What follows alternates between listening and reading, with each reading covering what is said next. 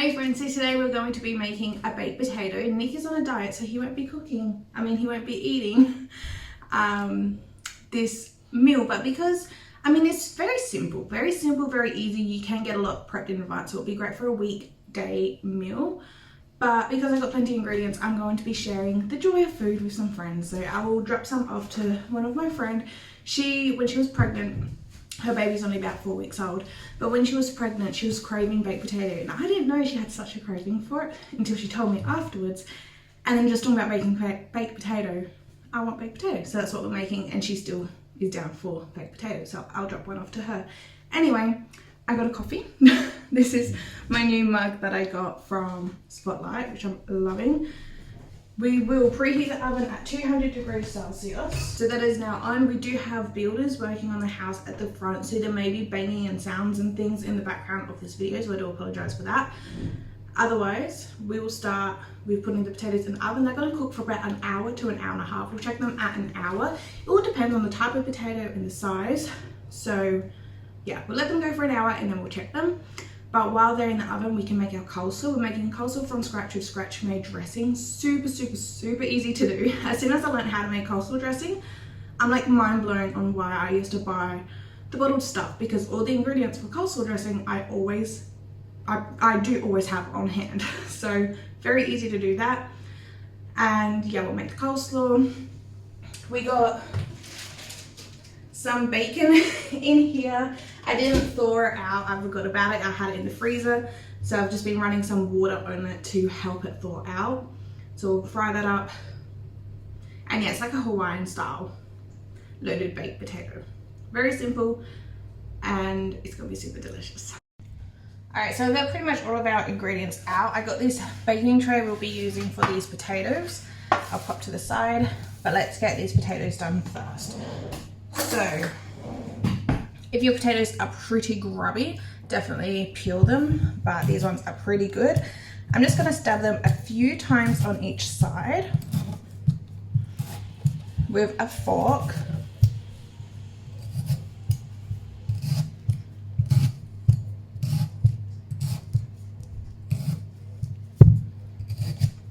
Just like that, and pop them in. So besides from making the toppings, this recipe is extremely little with hands-on work. All we're doing is dabbing the potatoes, putting them in a tray, toss them with some olive oil and some salt, and bake them. And then that is it. The oven does all the cooking for us, and we are free to do whatever. So I wanted to get these potatoes in the oven at the first thing for this meal, so while they're baking we can work on the toppings. And for the toppings for this baked potato is going to be like a Hawaiian style toppings. So in Australia this is a classic baked potato that you can get as a takeaway, and I just like to cook it at home. It's very simple, it's very delicious, and yeah, you can do so many different flavors like bolognese and nachos, or like just bacon and cheese, or like a cob loaf dipping. Like you can get so creative with flavors, but today I'm just sticking with the classic Hawaiian. It's just nice and refreshing. So they're going in the oven for an hour. They ended up baking for about an hour and 15 minutes, I believe, but it really does depend on the type of potato and the size. I am cutting off this skin from the pineapple. If you haven't worked with fresh pineapple before, it's always best to prepare and cut into your pineapple about 24 hours before you actually do eat it, because I don't know the science behind it, but there's something in the pineapple that like burns your tongue in a way. Some people have that like burning tongue sensation. I definitely have experienced it, so I was a little nervous with this, but it was all okay. I think because we chopped it up and let it sit for a little bit, and also a lot of other ingredients, we weren't eating it straight. It didn't burn my tongue, thank goodness. And here I'm just getting a freezer bag for the leftover pineapple, because we're not adding a whole pineapple on 2 servings of baked potato. So I've just taken out a portion that we will be using for today, and the rest of this fresh pineapple I don't see myself eating to snack on. We have lots of other fruit in the house, so I'm putting these in these bags. Worst thing about fresh pineapple and my skin, I was going so good until the last bit. It's just so irritated, but that's okay. So these bags I just kind of eyeballed them, don't know it by weight, doesn't really matter. But what I'm going to do is use these sandwich bags because I keep buying the sandwich size bags and not other sizes for some reason. So we have plenty of them. So rather than writing over and over again on these bags, and because they're not proper freezer, and these we won't be, I want to wait until we have our pizza oven. Well, not necessarily. Like if we make a pizza in our regular oven inside the kitchen, I would pull one of these out. Oh, hands are so itchy. But otherwise, I want to wait until, for the most part, I feel like we're probably going to wait until we have our outside pizza oven, our wood fire pizza oven. So we will seal these up and pop them in one freezer bag. So that just gives it some more better protection inside of the freezer. And on this bag, I have written on the C and F, which means cut and froze, today's date, and it can go in the freezer. So it saves me writing this multiple times, and yeah, it's just got that extra protection because I don't know, we're thinking of our tax return of getting a pizza oven, but I really want to invest in a camera instead. So it really depends on how much we get back. Ideally, if we can get both, but if not, camera does come first, so I can make a better quality video for you guys and for myself too. I just generally want better quality videos because using my phone is so frustrating to me. But otherwise, if not, then that's still something that we'll save up towards, like a goal for a wood fire pizza oven to cook outside, which would be super fun. So now I have fresh pineapple for tonight, well, today's potatoes, and lots of fresh pineapple to now go into the freezer for when we do pizza nights, or even if I do potato again. It doesn't have to be pizza, but my thought process now is for pizzas. So with this cabbage, I prefer using wombok, but unfortunately I can't get any at the moment. It's just not in season. The supermarkets or my fresh local produce area isn't selling it. It's a season for it to grow now, but obviously it's not the season of harvesting and eating wombok. So I just got a regular half cabbage, but as you can see, it's a little bit grey. Now if you see this, your cabbage is not bad. It's just purely because it's been cut. So all we're gonna do is cut that piece off. And look at that. Cabbage is perfect. And yeah, it is perfect. So we'll add this to the compost bowl. And what we want to do with this cabbage is I'm only making enough coleslaw purely for these potatoes. So because I wouldn't see myself eating leftover cabbage. So we don't need much at all. So I'm just going to, as finely as I can, shave down this cabbage.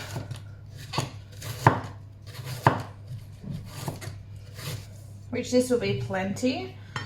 So like I said, did not use much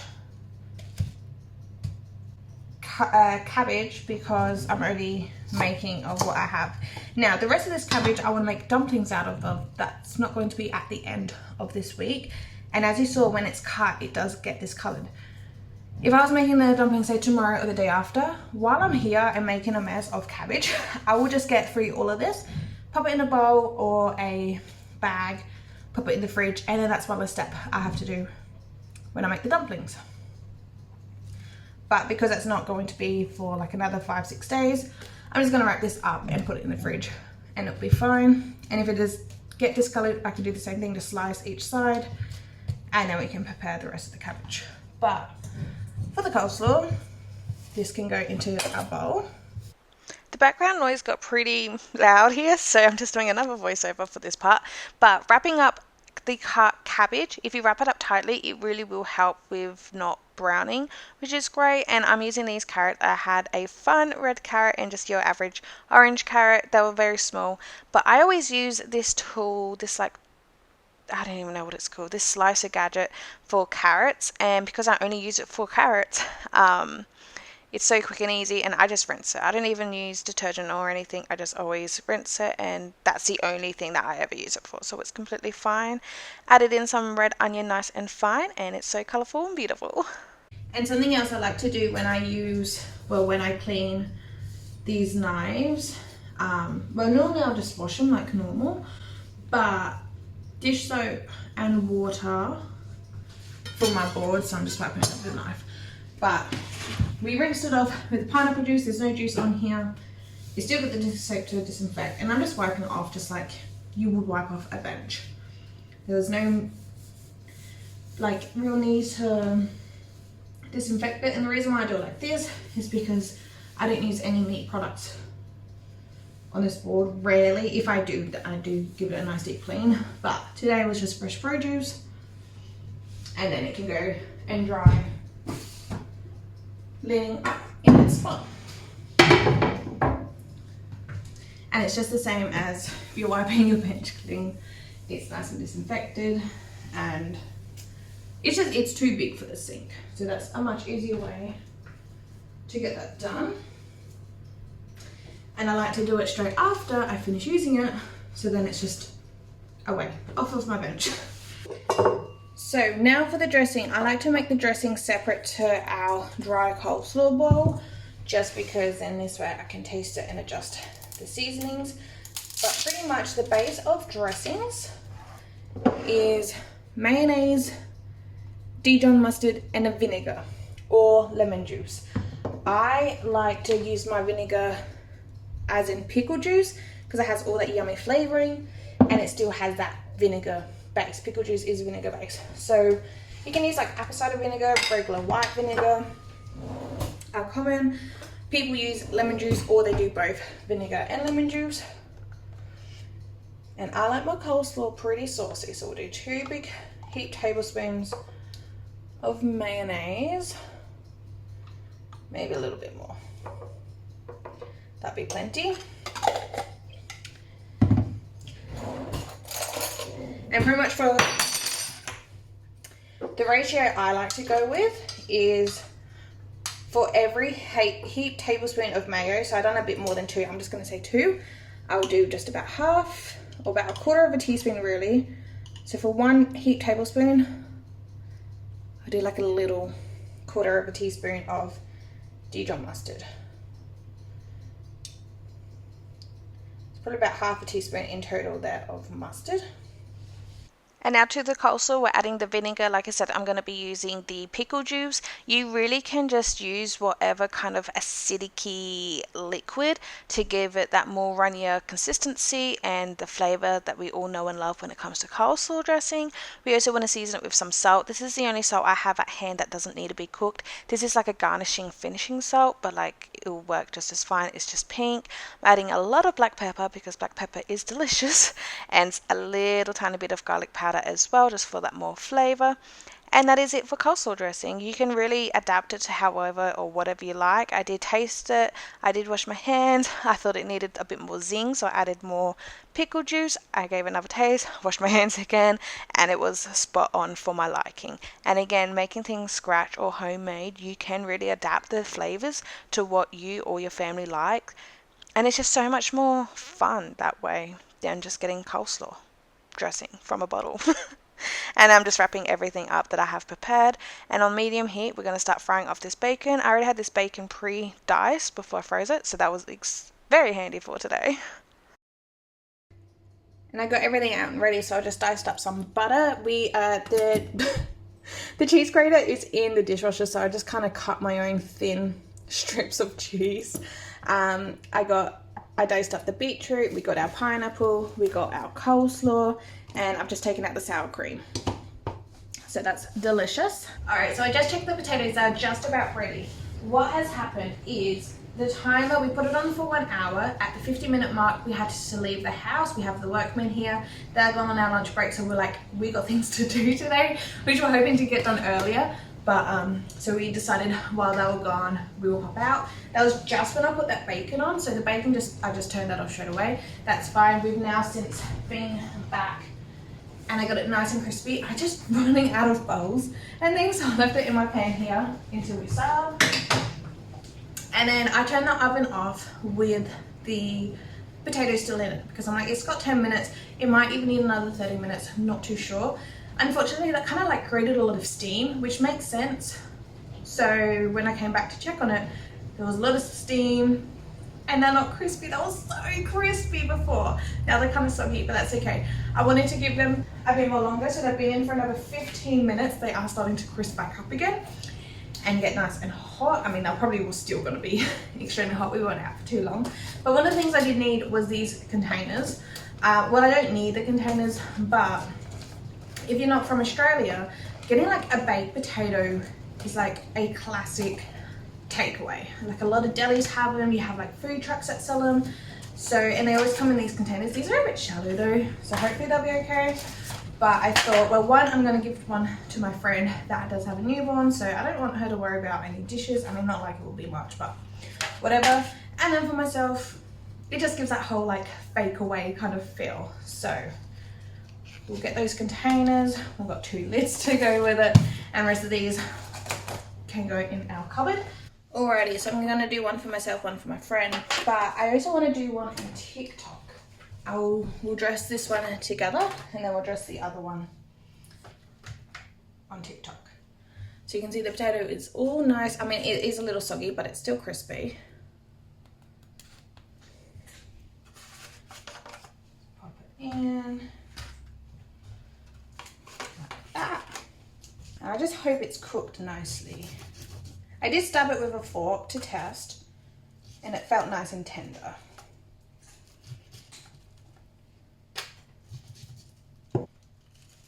Ooh. It's such a hot potato. I do want to kind of fluff it up a little bit, this potato. All right.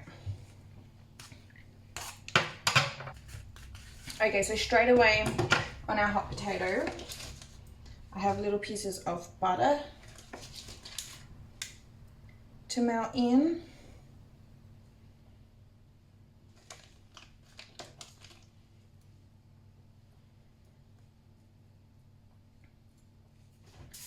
And I want to season with salt and pepper. I'm using this pink salt because this is the only salt we have as a finishing salt. The other salt you definitely need to cook with it. I mean, there's a lot of heat there, so it should be fine. And it's pink because it's flavored with plum, but to be honest, I kind of can't taste the plum. I think it's more so like as a garnishy thing. But because I'm not cooking this now, I would rather use the pink salt. We'll season with a bit of pepper. But yeah, it just tastes like regular salt, a really, really nice salt. And we're just trying to mix that through and fluff it up a bit with the butter. And while it's nice and hot, we want to put the cheese on, so hopefully the cheese can start melting with my thick pieces of grated cheese. And it's hard doing it for someone else. Like, I don't know how cheesy she likes it, because I'm not a cheese person. I don't like things cheesy. Nick loves cheesy things.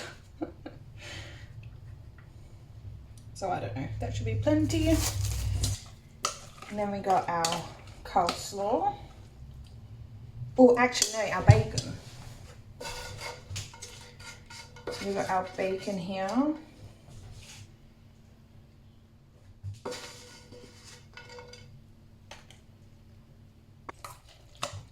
And now our coleslaw.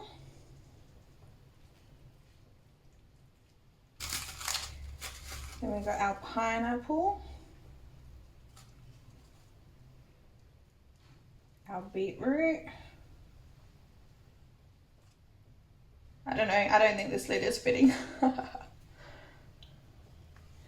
And beetroot's messy, so definitely wipe that up straight away.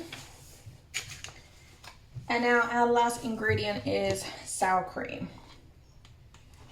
So I'll do a nice big blob in the middle so that all this foil is hot. But that is the loaded baked potato. That lid's definitely not fitting, but that's okay. We will, I think I'll just put some foil. I'll still do this, I guess.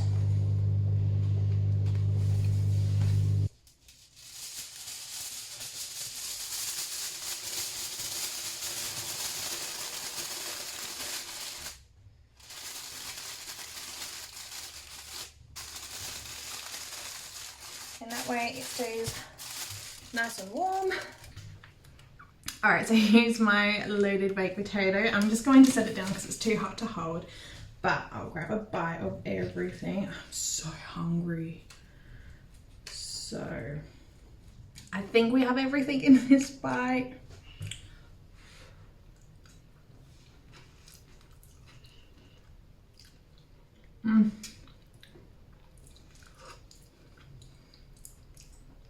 Our pineapple is juicy. At coleslaw dressing is really creamy too. That's good. My only thing is I wish I had more bacon, but that's okay. So I'm going to enjoy mine, message my friend, see if she's home. I'll drop off hers. And with Nick doing this carnivore diet, like it sucks. I don't get to share the joy of food. It's been so handy for myself though, just to, I don't need to think about anyone else but myself. I can just get in the kitchen, cook whatever I feel like. So that side of it's been great. But now being able to make something to share with somebody, it just makes my heart happy sharing food. So something, yeah, simple, easy. And like I said, if you have your bacon pre-cut and frozen like I did, or you can even have it pre-cooked and frozen. If you have store-bought coleslaw or a homemade coleslaw, you can do the night before. Same with the pineapple, same with the beetroot, same with the cheese. Grate the cheese, you can buy bags, grated cheese. If you have an hour to an hour and a half to bake your potatoes, the topping is so simple. So perfect for a weekday dinner if you have that hour spare, because there's not much hands-on work. So thank you so much for watching. Please give it a thumbs up if you enjoyed. Subscribe down below so you don't miss out my future videos. I'll see you guys next time. Bye.